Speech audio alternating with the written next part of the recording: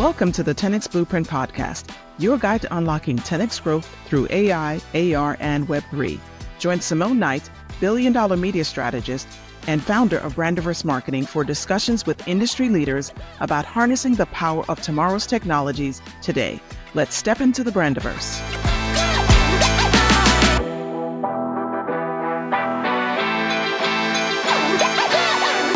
Hello, everyone, and welcome to the 10X Blueprint Podcast. My name is Simone Knight, and I am your host. Today, we have an amazing conversation. We will be talking about talent development as a competitive advantage. So my guest today is none other than Ashaki Rucker. Hi, Ashaki. How are you? I'm good, Simone. How are you? I am great. Let me tell the people who you are, because you have such a long and impressive career in human resources and talent development. So Ashaki is SVP of Human Resources at Telemundo, at NBC Universal, Telemundo Enterprises, and Latin America. She started her career leading HR teams in the financial industry with such big names that you may recognize, like JP Morgan Chase, UBS, Deutsche Bank, and PwC. She then transitioned her career into HR with iconic media companies like Warner Media, the Walt Disney Studios, and has remained at the forefront of HR shaping strategy and driving diversity, equity, and inclusion initiatives all across these brands. Ashaki is making an impact in both the conference room and the boardroom. She serves on the boards of Emerald Bank and Rebuilding Together Miami-Dade, as well as the advisory board of the University of Miami's Herbert Business School's Executive Education Program. Ashaki brings over 3 decades of expertise in today's discussion on talent development as a competitive advantage. And I cannot wait to have this conversation with you, Ashaki. How are you? I'm good. I'm excited about the conversation with you too, Simone. Absolutely. So you are looking pretty in pink today on this beautiful spring/summer day. Thank you. South Florida. It is so hot today, but your colors really bring up the day and the brightness. Thank you. You know, one of the things that I love to do with my guests initially is I love to start off with a rapid fire, just so that the audience can get a chance to get to know you on a little bit more personal level before we get into the conversation more deeply. So I want to start off with the rapid fire. Are you ready? Are you ready? Are you ready? I'm ready. So you're working with NBC Universal. So I would love to understand from you, what would you say are some of the most favorite shows that you have on your network there? My absolute most favorite is actually on Peacock. Peacock is our streaming platform for those who may not be familiar. And my favorite show is The Fresh Prince of Bel-Air. I don't know if you've seen it yet. As a child, that was one of my favorite shows, and we have reimagined it in such an amazing way on Peacock. So if you haven't seen it, definitely a family-friendly favorite. The ups and downs of a Black family navigating through normal life challenges in a really loving way. So that's become one of my all-time favorites. That's a good one, actually, because I definitely grew up on the old school version of Fresh Prince of Bel-Air. And I did actually see some clips of the new reboot version. And I was saying to my husband and my daughter, I was like, oh, I think that that's something that we should check out. So that's right on. That's right there in terms of something that's in my wheelhouse. Nice. So if you can cast yourself in an NBC Universal TV show or Peacock show, which one would it be and why? Oh, boy. Cast myself in a show.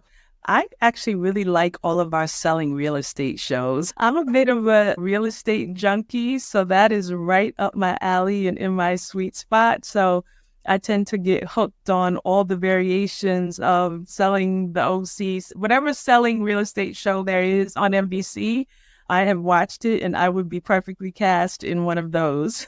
That is great. Okay, so Ashaki is the secret real estate agent. All right, we know that. Okay, so which NBC Universal show or movie do you think would be the best inspiration for an HR training program? What lessons do you think we would learn from that? I can't wait to hear your answer. It's a funny question, but I'll take a little bit more serious route, because I probably would choose our news shows. So Nightly News with Lester Holt, or even the Telemundo Noticias, so Noticias Telemundo, which is our news channel on the network, our news show on the network. And probably because, for 2 reasons. One, Lester Holt, for those who aren't as familiar with him, he is one of the most trusted news journalists and anchors on air. And for Telemundo Noticias, we have a saying, "La cosas como son," which is we tell it like it is.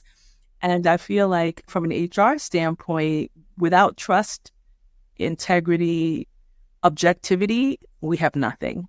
So those two shows for me, I think are really relevant for us as an HR function in terms of how we move, the way that we move within the organization. And whether the training is for my team or leaders, I think having that strong moral compass is at the core of what we do. So those would be my choices for any kind of HR training.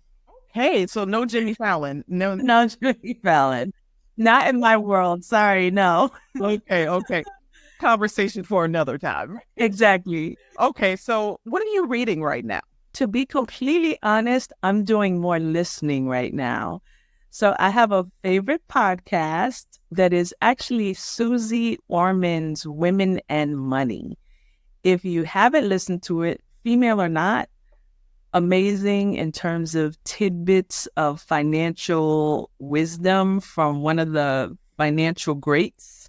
I feel like financial management has been core to my success, both personally and professionally. And there's always more to learn. So I am really enjoying, and it's very much like this discussion here, where she's facilitating and taking questions and just giving very transparent, honest feedback. So I'm taking away a ton. I love that a lot because she is the OG who knows where the money is. Exactly, right. I'm like the guru of all gurus, and she tells it like it is again. So now I know that you've had such a long and illustrious career. So are there any leadership lessons that you would say that kind of impact how you lead today that you've sort of brought with you along the journey?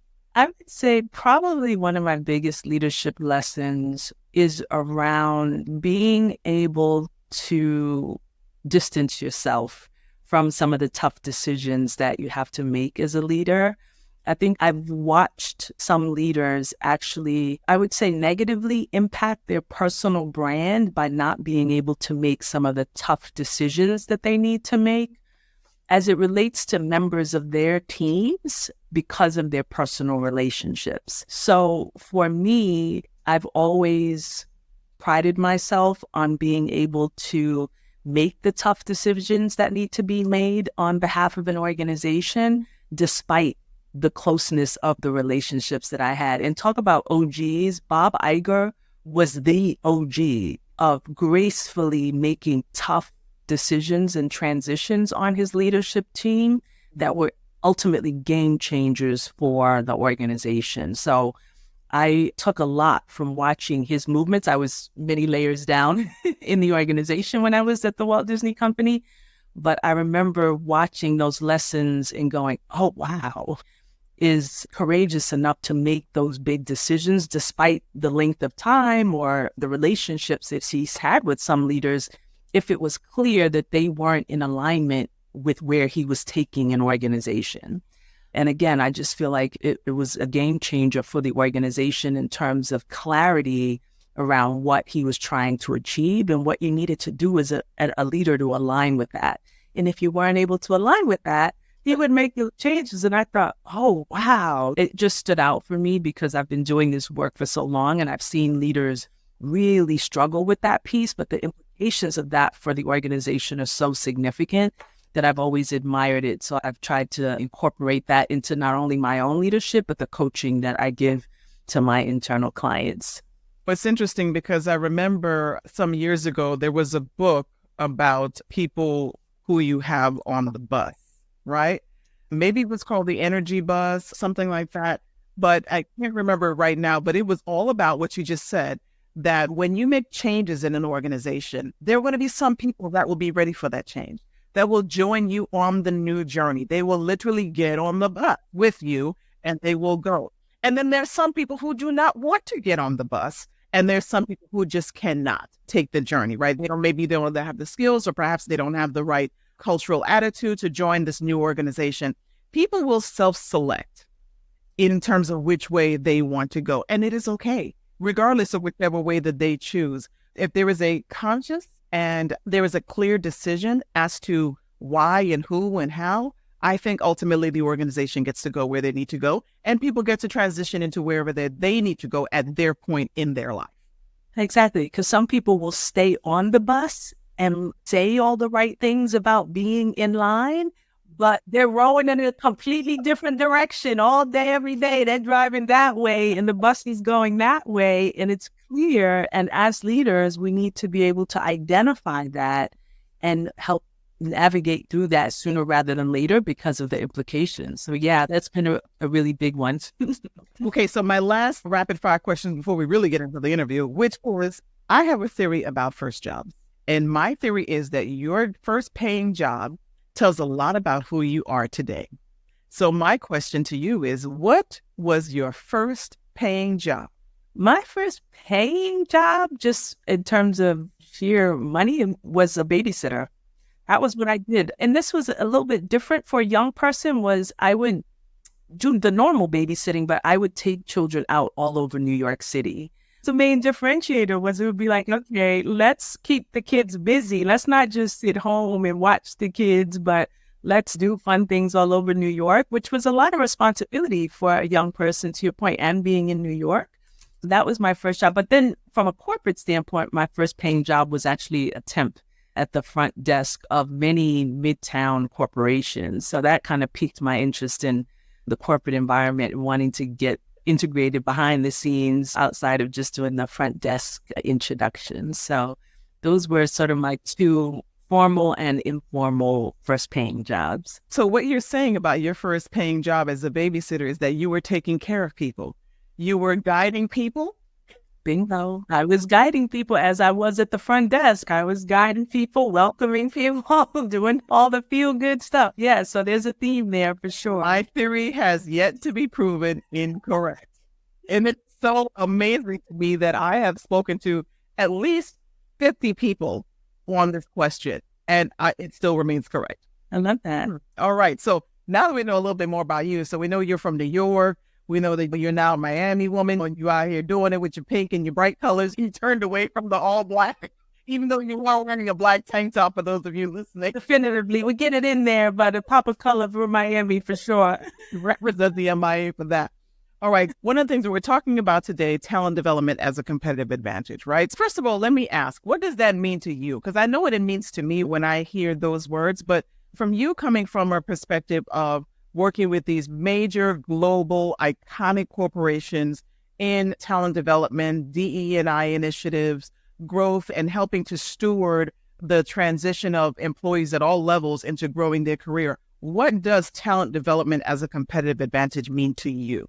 I think of talent management and talent development. So I feel like there are two elements to it. So talent management for me is like the macro at the org level of what skills and capabilities does an organization need at any given time to meet business objectives, right? So from a HR business leader perspective, we always need to be keeping an eye on what are those critical skills and capabilities that are required. And then the talent development piece as a competitive advantage, to your point, is really around, okay, once we're really clear on what those skills and capabilities are, how do we go about developing those skills and capabilities in the organization? And what is the menu of options by which we can go about growing careers in organizations and ensuring that we're playing a key and very proactive role in that talent development process? At least the high level definition of how I kind of view talent management. And then the talent development side, which I feel like is more of the execution side of your talent management strategy. Interesting. The reason why I asked that is because right now there's a lot of opportunity, a lot of noise, and just a lot going on in general in terms of this question of talent development, talent management. We're just coming off of the big resignation after COVID, and now we're in this very, very tight job market. But also there's a battle for certain types of talent too in terms of retention. So if you are able to attract and retain key talent, then that becomes a competitive advantage. There have been staff reductions at some major technical companies that then others have taken that as an opportunity to bring some of that technical insight into their business for obvious reasons, right? Again, competitive advantage. For you, in what ways do you see the current hyper focus on emerging technologies reshaping talent development practices? It's such a great question. The first thing that comes to mind for me is never losing focus on the human aspect of talent management, right? Because I agree that especially with AI-enabled technology and how we're starting to see AI capabilities embedded in existing HR technology, that is certainly going to suit the talent development process, because what we're finding is with the AI-enabled HR technology is that the manual data management process that I think has been an ongoing and consistent challenge for the talent management process starts to become minimized, because AI has the capability to make connections between disintegrated systems. So bring information together, whether it's talent profiles, right, where people are tracking their experiences, whether it be career opportunities. So what new career opportunity aligns with what I've indicated my career interests are? Could be what development opportunities, right? Because there's a lot of on-the-job development, talent development happening, but then there are a lot of things that we actually do in the classroom. So AI and the technology enablement really is able to connect the dots for us in a rapid-fire way and then make information available to whether it's talent acquisition, whether it's a leader who's looking for a skill and capability on their team that they don't have today, or whether it's an employee or leader who's looking to take their next step. So it's really leveraging technology to sort of track clarity around where you want to go, the progress that you're making, the opportunities that are available to you to take advantage of. And I think for organizations, from a competitive standpoint, we need employees to be looking at opportunities for us internally before they're looking outside, right? That is the competitive advantage. And when you are a global conglomerate like we are, with the size and scale that we have, the opportunities are endless, but it's how do you bring the right data forward at the right time for the right constituent to ensure that you're navigating all of the different components of the talent management process effectively. And that's really where I see technology playing the biggest role. But you can't really manage effective talent management without the people aspect, which is where I started. So I want to just come back to that, because the conversations that happen around managing careers and development can be very nuanced and they can be very sensitive. And that is what technology cannot do. So in our organization, we've been hyper-focused on ensuring that we're developing the skills and capabilities of our leaders to ensure that they have their finger on the pulse of what is the career interest of a leader on your team? What are the career aspirations? Where does that person want to go? And how can you help them navigate to that? What opportunities can we build for them to get them moving in that direction? And how do you also have the frank and honest conversations that also need to happen with people as they're on that journey, right? Because sometimes people's readiness is not necessarily aligned with where they want to go at a particular time. So that's where having really upskilled leaders and strong HR professionals to help navigate those conversations becomes just extremely critical. Wow, you said a lot there that I want to sort of tap into and unpack. First of all, you mentioned something about asking people where they want to go in the career. And I just want to bring it back to you, to something personally. You triggered a thought for me, because I remember maybe middle or so of my career, I think I might have been director or vice president or so at this time. And I had asked a new employee on my team where they wanted to take their career. And they paused for a moment. And they said they had never been asked that question before. And this is someone who had several years in the workforce at this point. And so they actually had to stop and think about it. Wow, no one has ever asked me that. I'm just like, okay, this just seems like the natural thing to ask someone. But then it brings a question to mind for me, which is about workplace culture. How much does workplace culture really play a role in the talent development and asking the type of questions that you just talked about and putting forth that plan of the steps towards the talent development strategy, basically within your organization, I want to just quote something to you really quickly. I was doing some research on this, and I see that about 88% of job seekers consider a healthy work environment vital to the success of their job, where they work, right? Vital. 88% of job seekers consider that vital. But I don't know that many organizations are really seeing it that way. However, I would also venture to say that maybe that's changed from COVID. What are your thoughts on that? I'm so glad that you honed in on that point, number one.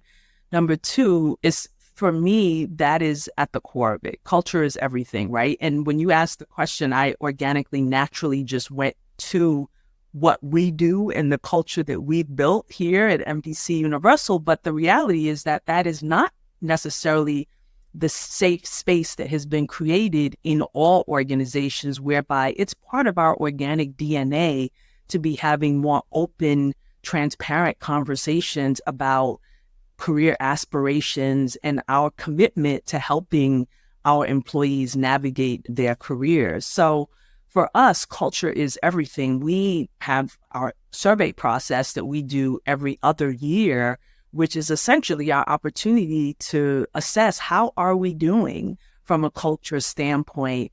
And employees actually have used that opportunity to say, hey, we want to continue to have a focus on the development of our careers. So I agree that the two are very much connected in terms of culture and talent management.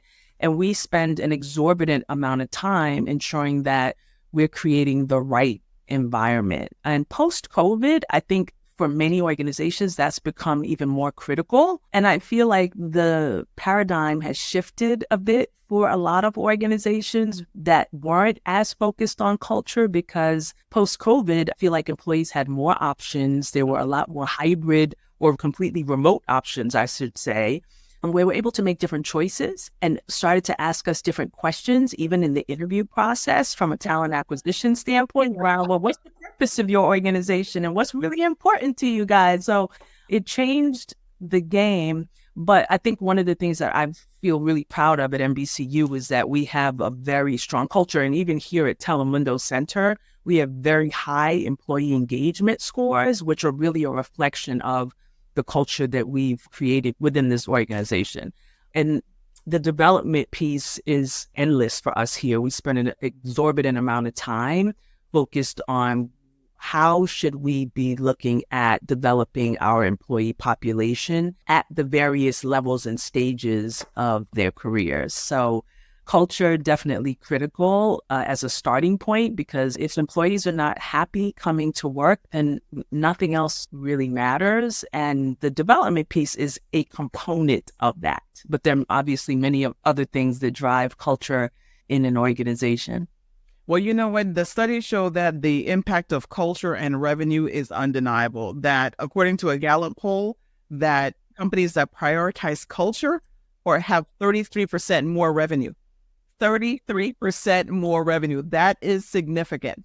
It's significant. And toss DEI in that data as well, because employees that are more diverse also outperform competitor organizations financially as well.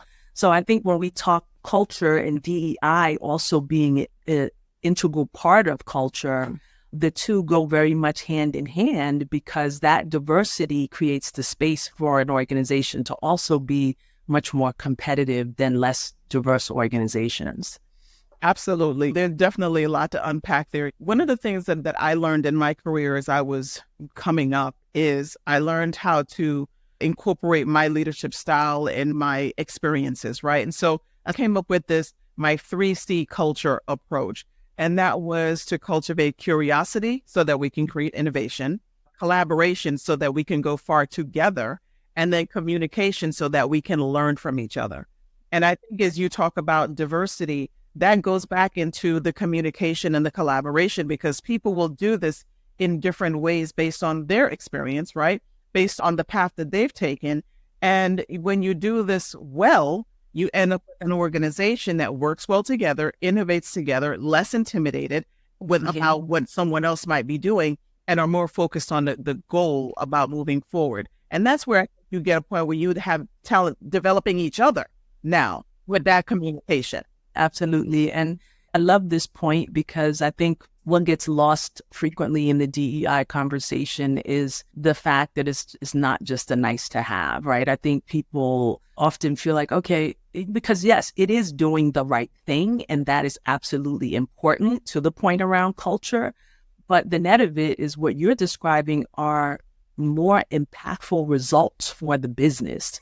I think we just need to hit that point hard on the head because as DE&I comes under attack and is less trendy at the moment because we don't necessarily have a George Floyd incident in front of us, even though I think we're having those moments on the news all the time. You don't have something as extreme as George Floyd. You have legislation being attacked, and then it's less trendy. But for organizations like us at NBCU, we've been extremely consistent on the fact that diversity is integral to our organization and the culture that we're trying to create here. And it's not about the trendy thing to do. We're just really clear on the fact that it's a business imperative. And for you, being in media, of course, your audience is diverse, right? So you want to be able to serve your audience, super serve your audience in many different areas, right? Out in the community, in the news, in the storytelling on the scripted shows, on the performances for the live shows. It just makes sense. The dollar, it's green, but everybody else is a different color. Exactly. So you need to be speaking people's language and they need to see themselves represented in the work that you do. Representation is critical. It matters. And I can't overstate that because it is so fundamental to the work that we do, to your point, particularly in the media industry. Having said that, one of the things that I'm so pleased has changed over time because Telemundo is Spanish media, right? And I also work for a Spanish media company. And so one of the things that I've seen is that when you have a general market, quote, an English-speaking commercial, let's say, instead of just dubbing over that commercial, that same commercial and bringing it to the Spanish community, now you create a commercial for the Spanish language community, right? For the African-American community, for the Asian Pacific American community, because there are some cultural nuances that are so important to the storytelling. Yes. And to the adoption of that particular product. And that just makes your product more viable to that particular audience when you speak their language, as you said. Authentically speak their language, to your point. There's not a one-size-fits-all cut and paste, which is what I think that you're describing, but let's really take the time to understand how we can reimagine this in the context of authentic culture for, in this case, Hispanics. So yeah, I couldn't agree more. We talked a lot about, or referenced, I should say, a few times the pandemic and some of the things that have changed from there. There have been definitely some terrible and heart-wrenching things coming from the pandemic, but there also has been some good things. And one of those things, I think, is a focus on mental health. People really recognizing that it's okay to ask for help, that you should recognize your own mental state, and when you do need to take a break or meditate, these are the coping mechanisms that we've all had to figure out during a very difficult time in our history, in our lives. And I wonder, media is a very, very fast-paced industry. It never shuts down. And when there's a holiday for everybody, it is not a holiday for us because now people want to consume more media and content and enjoy their family and friends and share information and so forth. And I wonder, how can companies champion this employee well-being while still driving creativity, innovation, development? How do you see that sort of changing after the pandemic? And what are some things that you see are like best practices in that? I feel like COVID was such a traumatic experience for everyone that, at least for us, Comcast, who's our parent company, has done a phenomenal job at ensuring that we're bringing forward a vast amount of resources for the differing needs that really address whatever challenge employees have that ultimately creates that anxiety and stress that impacts mental health, whether it be parental care, so elder care, parental leave for fathers. We've done some great work in that space. Here at Telemundo Center, we offer sound bell meditation. So take a beat during the middle of the day and, to your point, figure out how to bring your stress levels down and just get back in tune. We offer massages. So we are covering the gamut in terms of the menu of offerings and resources that an employee might need. When employees get ill, we even have a mobile clinic here at Telemundo Center. So I don't necessarily have to call the doctor's appointment and drive somewhere, but we literally have a mobile clinic here with doctors who are the same doctors. So they're also building a relationship with our employees, and you can get prescriptions. So we've been really thoughtful, I would say, about how do we stay innovative and creative around meeting all the various needs. So again, because there isn't a one size fits all, but how do we meet the various needs of our employees? And the feedback has been fantastic. I think some of our challenge now is how do we communicate everything that we have in a succinct way? Because when you offer so much, that also gets overwhelming. But my team actually does a monthly health and wellness event, and we take cues from our parent company at Comcast around what topics should we be focusing on at a given time. So there's some level of continuity across the company, but employees have really received that well. So those are some of the best practices that we've employed that we've been getting a ton of really positive feedback on. Well, you had me at meditation bells. It's a beautiful experience. I actually brought them to my HR offsite, and we kicked off our meeting with the sound bell meditation. And it was just to get everybody centered. Because when you have so much going on, you want to be creative, to your point, you want to be innovative. You also need to be present. And there's often just so much noise. It was a way for me to center the team before we got into our own work. But yes, it's very integrated into the DNA of who we are. So when people see that kind of thing, they're not very surprised within our culture. That's amazing, because I know some people probably listening to this podcast might be like, what kind of frou-frou science is that? Let me say this. It is not frou-frou. There is a frequency that your body, different, quote, chakras, right, that they resonate to. And when you hit this right frequency, I personally feel this wave of calm go through my body with these specific frequencies that are out there. I would encourage anybody, just go on YouTube, just look up the sound wave meditations, and you're going to come across a lot of videos. Play a few of those videos when you're trying to relax, just and see what happens. And I will wait for your comments. I couldn't agree more. I love it. And we also made the Calm app accessible to all of our employees and their children over the age of 16, because as parents, helping to navigate the mental health of our children is core to the work that we're doing now, too, with social media.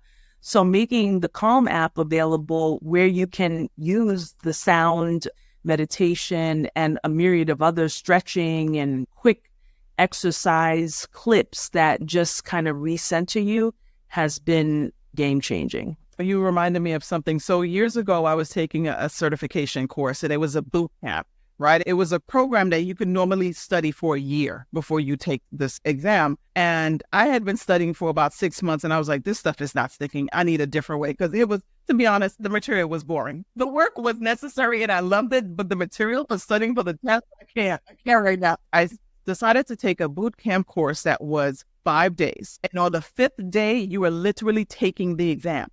So really, it was only 4 days long, okay?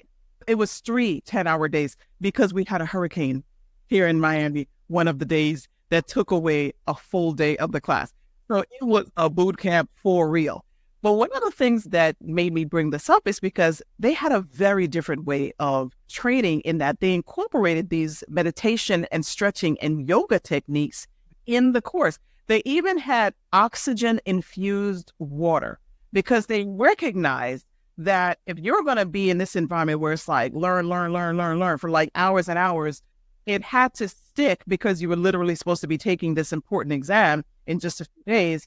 And so they understood the science. Okay, your brain needs oxygen to stay awake and to take in information. Stretching brings oxygen through the blood. Do you know at the end of this 5 days, I actually lost 5 pounds because of the stretching? That's fantastic. But that's exactly what it's all about, right? It's like these unintended benefits to actually just being a little more intentional and focused about taking care of yourself, which then ultimately lends itself to better results in the end. It was so interesting to me, because my friends and I, because we had all started more or less the same time, approximately 6 months ago, some of them even longer. And at the end of the day, we all took the exam right around the same time. And I, who went through the 5-day boot camp, which was really more like 4 days, actually got a higher score, lost 5 pounds, retained the information because of how this boot camp, how the training was set up, right? So taking us back to that training and development as a competitive advantage, if you can devise these tools for your staff and these opportunities to learn and develop in a way that allows them to practice it, retain it, and utilize it in their daily work, now you have something that will never leave them. And then they can now iterate on that. They can now innovate. They can learn more and do more with that. Right. I'm glad you said that. It's funny because we do a Women in Leadership program with the University of Miami. And one of the iterations that we've made over time is we have started to shrink the learning modules.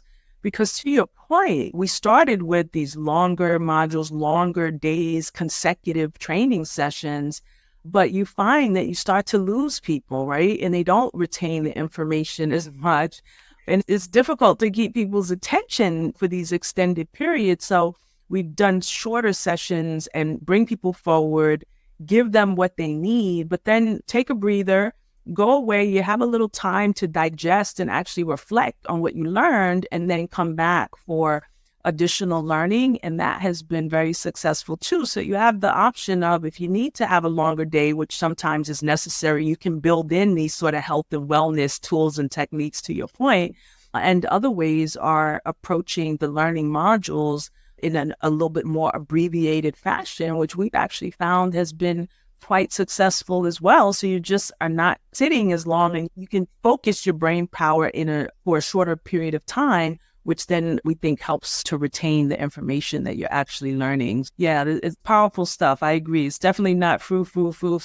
It works. Yeah, my team is eternally grateful because they were like, oh, I had pillows and the rugs set out, and when it was over, everybody was like, oh no, we weren't quite ready yet. But I feel like it opened the door to a much more successful 2 days together. So yeah, endless examples of where these new and innovative techniques can bring forward some value that we haven't seen historically. Absolutely. As you're talking about the shorter learning modules, I remember reading some research that said that people are more likely to stay with a company that does offer training and development for their career, right? However, a lot of companies are doing the training and development monthly. And studies are showing is that people want the development, but they would rather have it quarterly.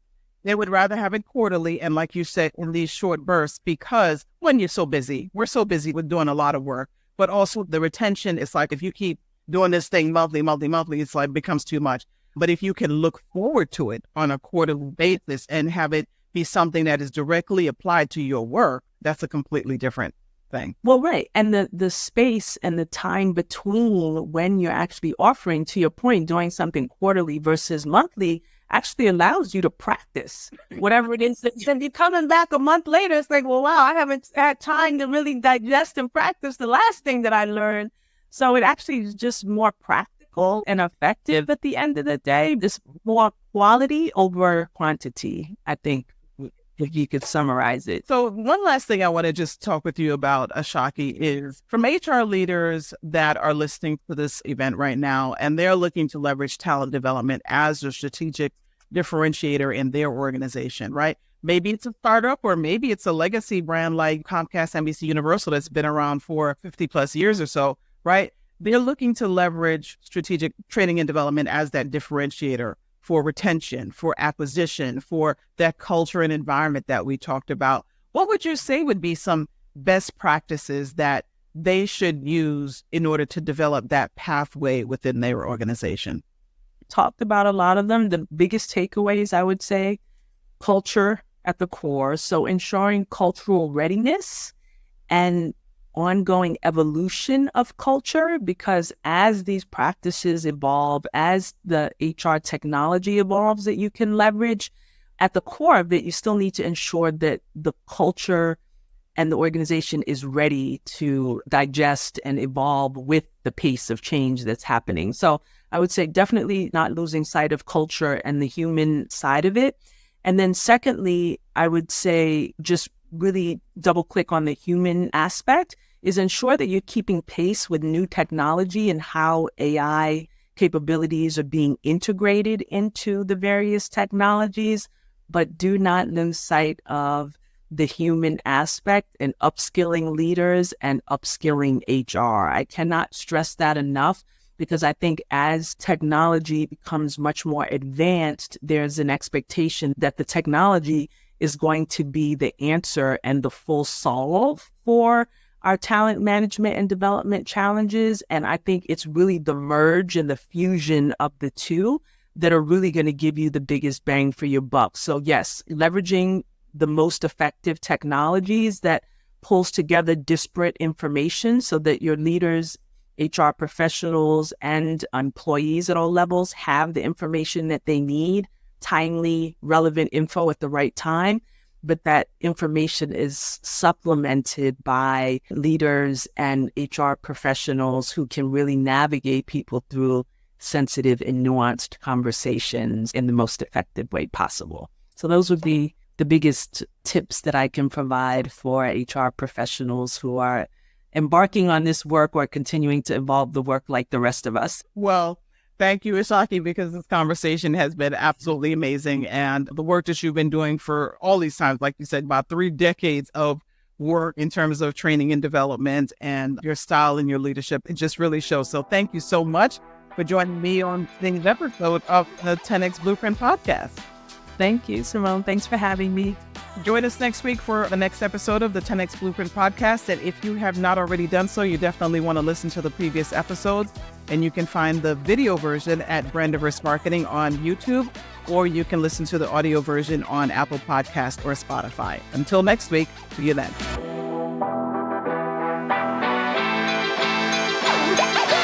Thank you for joining us on the 10X Blueprint podcast. If you found today's episode inspiring and want to stay ahead of the curve on the latest trends in AI, AR, and Web3, be sure to subscribe to our podcast and follow us on LinkedIn and YouTube at Brandiverse Marketing. Together, we'll unlock the blueprint for 10X growth. Don't miss out on our next episode, and until then, onward and upward.